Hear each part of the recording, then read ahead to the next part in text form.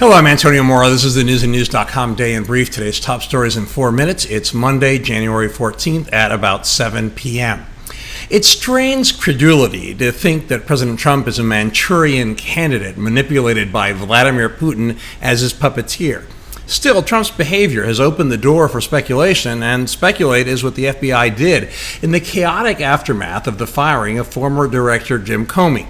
In fact, a half dozen top officials at the FBI opened an investigation into whether Trump was acting at the Kremlin's behest.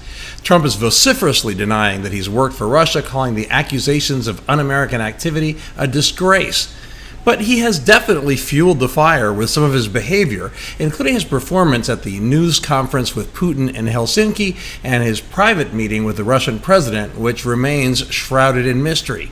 On the other hand, FBI officials have admitted there is no evidence, so Trump supporters are slamming the Bureau, accusing it of retaliating against Trump for firing Comey, and arguing that its behavior proves there is a deep state in the government that is dedicated to undermining Trump.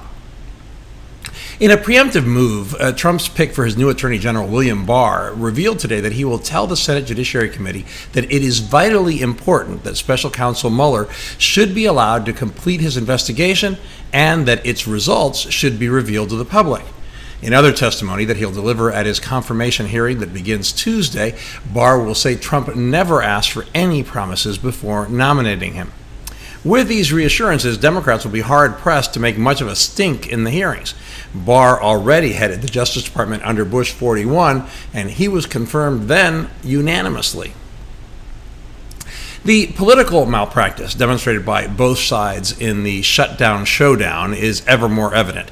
Its economic cost is already nearing $4 billion, and if it lasts another couple of weeks, it will reach the $5.7 billion Trump wants for the border wall. Because Democrats and Republicans have become incapable of compromise, neither side gets even a little of what it wants, and everybody loses. Millions of people, from federal workers to government contractors and their employees, aren't getting paid. An increasing number of airports, including Miami, Houston, Atlanta, and Washington's Dulles, have had to close security checkpoints, creating a travel nightmare. Let's hope a bipartisan group of senators that is meeting Monday night can find a way out. The TSA has fired 2 screeners who allowed a man to board a Delta flight from Atlanta to Tokyo carrying a gun. It happened earlier this month. The TSA says the checkpoint he passed through was fully staffed, not affected by the shutdown. That makes me feel even less safe. The next 2 years are not likely to be fun for Trump. With Democrats in charge of the House, investigations will multiply. Elijah Cummings, the head of the Oversight Committee, is accusing Trump of using the presidency to make a lot of money. The White House calls the claims baseless. The committee has already sent 50 letters to the White House and federal agencies requesting compliance with document requests. And this is just one of the congressional committees that can investigate the administration. The sooner NATO nations understand that the Russians and Chinese do not play by the same rules as the rest of us, the better off the West will be. A Chinese court has sentenced a Canadian to death on drug smuggling charges, even though he'd been initially sentenced to 15 years. Why? Undoubtedly because Canada arrested a top Huawei official, who also happens to be the daughter of the Chinese telecom giant's founder, after charges were brought against her by the U.S. for violating Iran's sanctions. The Chinese also retaliated by arresting 2 other Canadians. So while the Huawei heiress was released on bail and is living in luxury in her Vancouver mansion, China has 1 Canadian on death row and 2 others behind bars. International law and comedy be damned. The Saudis also play by other rules. Secretary of State Pompeo met today with both the King and Crown Prince in Riyadh. Pompeo said he told them that every single person responsible for the murder of journalist Jamal Khashoggi needs to be held responsible. I wouldn't hold my breath.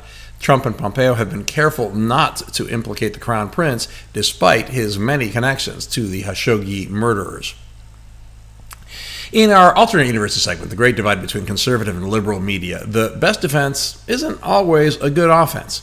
On the right, the discussion about Trump's ties to Russia seemed focused on attacking Democratic talking points and criticizing the FBI itself. Prominent conservative pundits, at their most ridiculous, are claiming it's an outrageous abuse of power that the FBI would investigate Trump.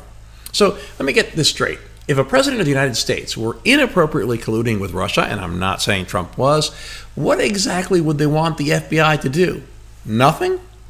On the other hand, left-leaning media has taken the story and pretty much convicted Trump of being a Putin puppet. Given how many questions remain about what the FBI was doing and why it was doing it, reaching any conclusions is patently absurd. And try to find dissenting voices on either side. Don't cable news pundits and viewers ever get tired of just having everyone agree all the time?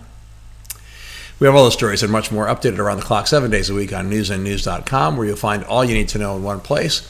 Please subscribe to our YouTube channel by clicking on the right of your screen just below this video. Please follow us on Facebook at Real News and News, and follow me on Twitter at AMoraTV. I'll see you again tomorrow.